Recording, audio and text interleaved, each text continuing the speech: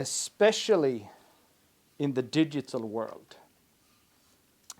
The system here is completely digital, no analog. And that worries a lot of people, that it's only digital. Have you experienced the same thing as me, that people are describing when a musical presentation is not really good, it tends to be described as digital. It's digital.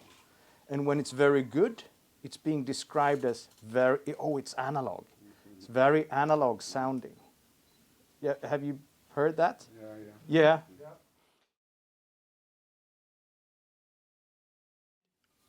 So we have been thinking about this, and when we encountered switches, people were talking about switch. The switch actually plays a role here. It plays an important role, according to some. And then 5 years ago, there were these audiophile switches popping up. So we started to think, we're cable manufacturers. So why would we get into the electronics world here? Because you make LAN cable, right? Yeah, exactly. Yeah. There is a good connection. We're going into, and every time when we talk about cables, we're basically talking about passive devices designed not to change anything, because theoretically they're passive and cannot do anything. Luckily, that was changed 30, 40 years ago when cable started to become a noticeable thing, that you actually talk about cables to improve sound, and you need to have good cables. So luckily that is behind us. But what about the switch? If you think about the switch, it's not a router, it's a switch. It's a layer 2 in the layer 2 category, supposedly very unintelligent, doesn't do anything, yet it makes a big difference. That's almost like a cable, isn't it? It's unintelligent, doesn't do anything. That's our expertise. We think of ourselves to be very good with understanding noise, where it comes from, and how to prevent it from interfering with the musical signal.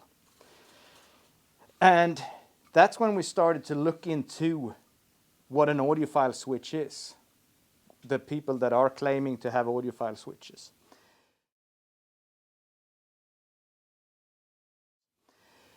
The first thing that we noticed was they're all made the same way.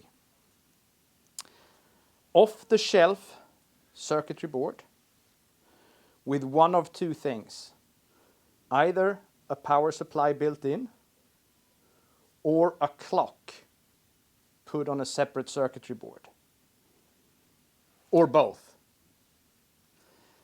Those are the things that defines an audiophile switch. So we started to look at that, and very soon we realized one of the things that off-the-shelf solution cannot do, the distance between the connectors.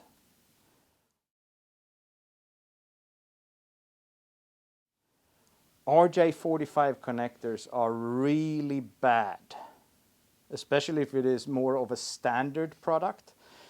There is a reason why our top-of-the-line Valhalla has this heavy-duty, very screen-shielded connector. Those connectors are spreading noise all over. And if you buy an off-the-shelf solution, you will have these connectors side by side, very, very close as they can possibly get. They will spread noise between each other, inevitably so. There is nothing you can change because they are so close to each other. So we very soon realized that we need to put the connectors apart from each other. And also the thing we want to achieve is to have identical circuits from each connector to the main IC, the small little brain that there actually is in the switch. So the form factor of the Qnet is not a coincidence. This is to save space, and we can have a large distance between the connectors and keep it a small form factor. So we actually have a very long distance between the connectors here, even though we have a rather small product.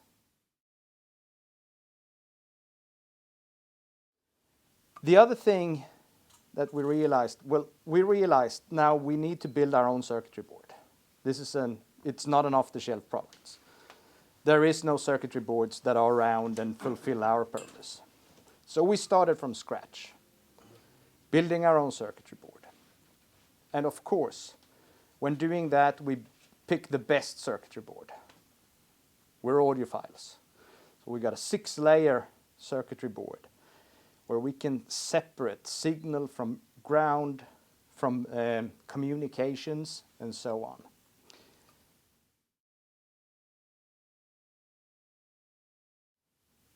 The other thing that we also understood is that even the cheap switches you see here, the really, whatever it is, $20, $30, $50, metal chassis. A metal chassis is very effective to screen incoming noise. So we went overboard. We have 2 aluminum billets. So this actually is made out of 2 very heavy aluminum billets where everything is CNC machined out. So you got positions for everything inside, and they're being put together with a special technology, no screws. These are actually Patrick's invention. So that was isolation. Yeah. So that's not part. You will not get those unless you talk to Patrick. So the form factor here, the result here is almost too good to me, because the satin black anodized surface, it's very smooth to the touch, and the craftsmanship doesn't really show on this product. It's almost too good. Yeah. Inside, we remember power supply. We have, at the last show that I was 2019, we had the QPoint and the QSource. Yeah. We already have an AC linear power supply that is very, very good. So we don't want to reinvent the wheel, and we also wanted to keep the form factor here. So that's our linear power supply. But linear power supplies are much quieter. They produce very little noise. So we have actually gone into using linear power supply internally in the DC domain. So DC linear power supplies are being used inside. That means that this product generates a bit of heat. It's not getting nowhere near as warm as the Mephistos. Mm-hmm. It's just getting nicely warm to the touch. So you cannot fry eggs or anything on this. Just be comfortable warm. The one thing to remember here is that we do produce some heat. So we have ventilations here and here. So do not place it upside down. It will block the ventilation. And if you put it at the right side, do not have anything covering this. That will also prevent the ventilation. Nothing is going to happen really, but it's unnecessarily stressing the unit.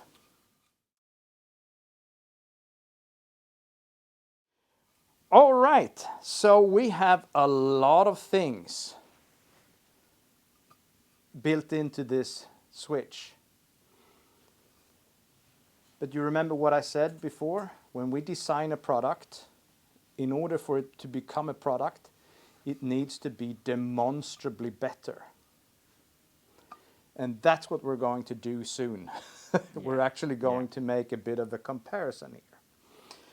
And the comparison obviously needs to be between our audiophile switch and the crappy whatever standard switch. That is, remember, we are in the audiophile business. This is an audiophile switch. It has been designed with audiophile thinking. The things that inspires us are not what inspires the computer industry.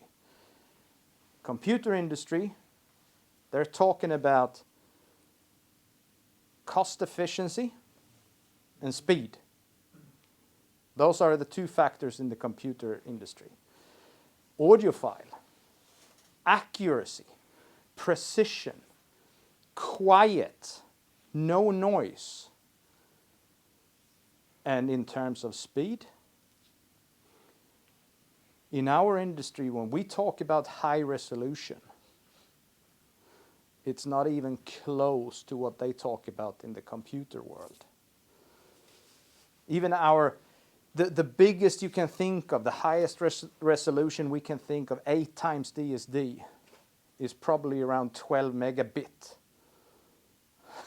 So it's not even close. We don't use a fraction of the speed and bandwidth accessible. So remember that the speed has no relevance in our industry. We're even by 100 meg, it's far beyond what we're using.